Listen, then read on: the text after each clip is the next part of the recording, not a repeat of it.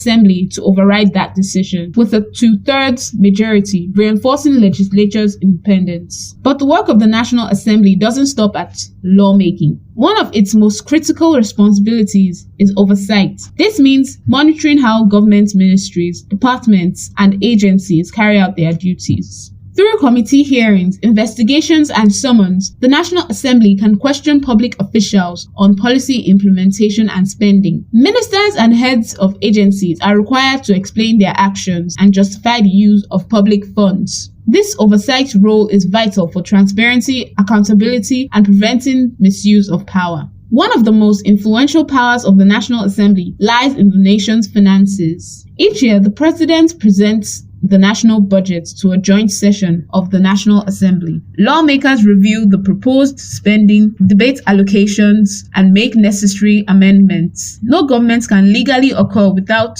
the approval of the National Assembly. The legislature also approves external and domestic loans, monitors government borrowing, and ensures that the public funds are spent according to approved budgets. This authority gives the National Assembly significant influence over Nigeria's economic priorities and development plans. Members of the National Assembly are elected to speak for the people. Lawmakers represent specific constituencies and senatorial districts. They raise motions, sponsor bills, and advocate for projects that reflect the needs of their communities. Ideally, this ensures national policies consider the realities on ground, from infrastructure and education to security and healthcare. Through this representative role, citizens' concerns are meant to reach the federal level. The National Assembly also serves as a guardian of the Constitution. It has the power to amend the Constitution, approve key appointments such as ministers and ambassadors, and confirm judicial nominees. In extreme cases, the National Assembly can initiate impeachment proceedings against the President,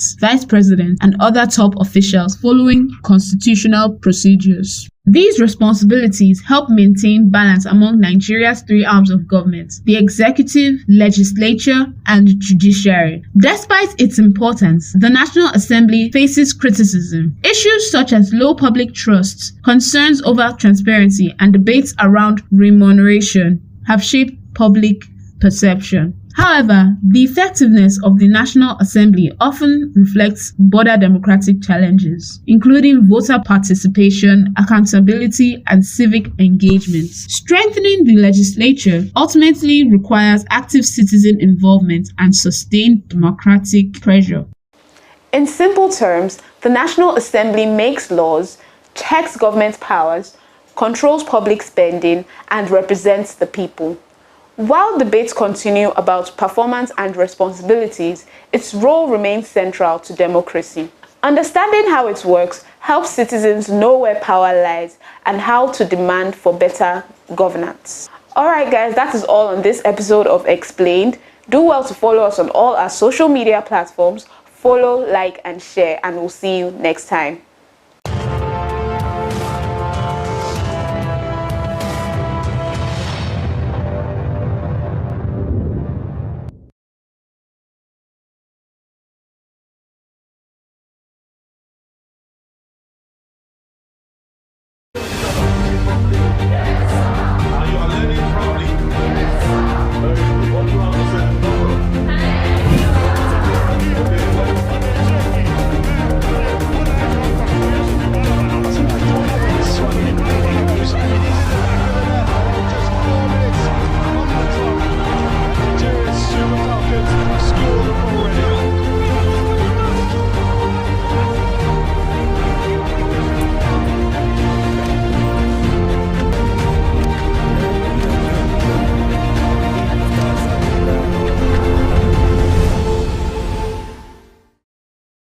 This is TVM.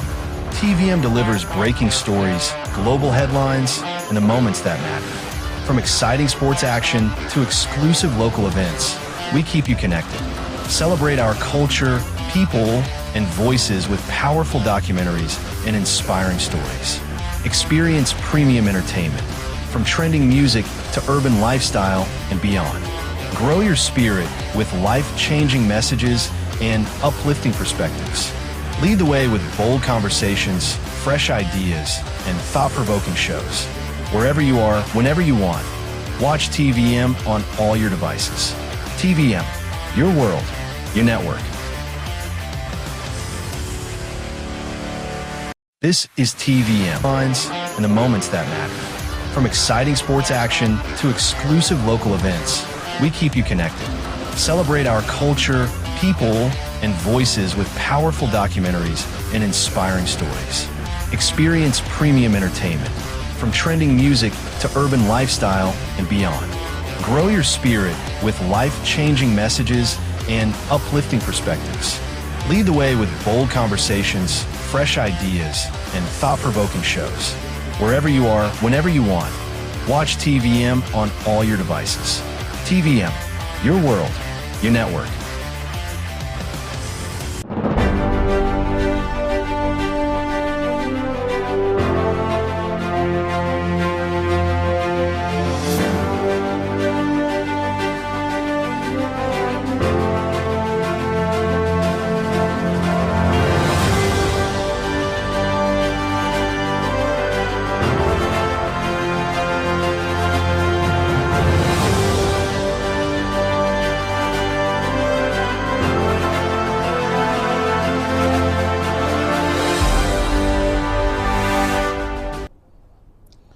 Hello there, welcome to TVM's Metro Update.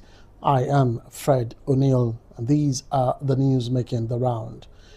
Reconstruction work at Warri Stadium has reached 75% completion. The ongoing upgrade is part of efforts by the Delta State government to restore the iconic sporting facility and improve sports infrastructure in the state. Officials say of the facility.